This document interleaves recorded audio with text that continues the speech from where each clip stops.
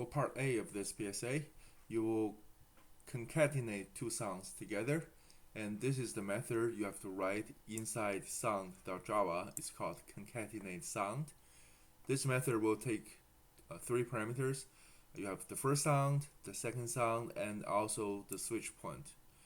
So you will try to piece up the first sound with the second sound, and you will write the combined sound into the calling object.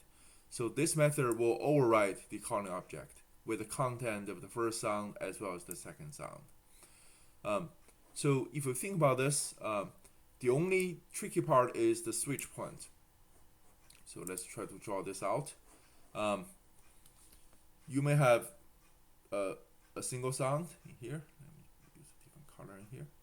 So you may have a sound that is like this, that is this long. And then you may have the calling object, which is like this. It can be a little bit longer. Okay.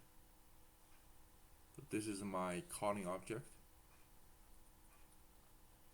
And this is my first sound. And you may have a second sound. Use a color. So you may have a second sound. So this is my second sound. The idea is you want to write the first sound into the calling object, and then you write the second sound immediately after the first sound. There is this variable called switch point. So what this variable does is to say, when do you want to begin to write the second sound? So switch point is an integer. It's going to indicate, okay, so for the calling object, you may have the first sound in, right? So this is the first sound. Maybe use a different color in here. So for the first sound, you begin to write into the calling object. And there are two possibilities. It is possible that the switch point is after the first sound, after the end of the first sound. So when you call this method, you may have given the switch point that is too late, in a sense. So in that sense, you will write the second sound immediately at the end of the first sound. So if you think about this, if switch point is later than the end of the first sound, this is what's going to happen. The second sound will follow immediately after the first sound. If the switch point is earlier, before the end of the first sound, for example, if switch point is somewhere in here, let's draw this out. So the second case is if you have a calling object and you still have the first sound, so officially the first sound should finish over here. But if your switch point is over here,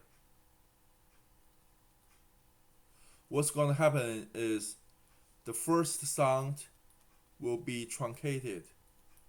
It's going to stop at the switch point, and then the second sound will be filled in over here. Okay, so switch point basically tells you where you begin to insert the second sound. Okay, so it is either immediately after the end of the first sound, if switch point is longer than the first sound, or if switch point is somewhere later before the first sound ends, basically the first sound will be truncated and the second sound will begin at the switch point. Okay, so those are the two scenarios where switch point might affect your program. Okay, and your program needs to consider both scenarios.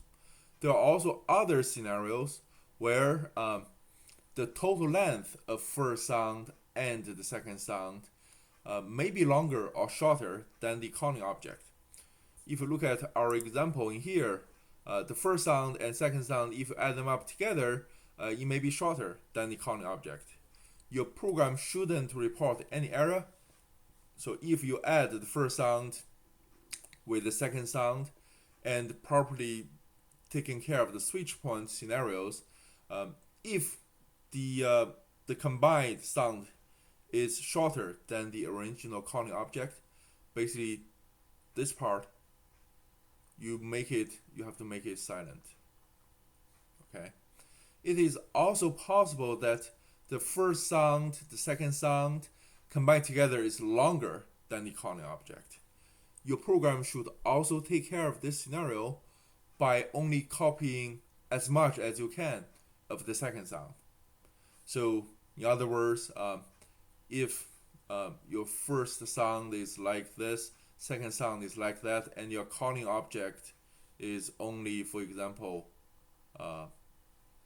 this long, then you can't fit both the first sound and second sound in there. So you can only copy part of the second sound in there. It is also possible that your calling object is super short, something like that. In other words, you can only copy part of the first sound into the calling object. Okay, so there are quite a few scenarios that your program have to be taken care of. So make sure you read the instructions carefully and take care of all those scenarios. Okay, you need to also test your concatenate methods properly following the instructions in here.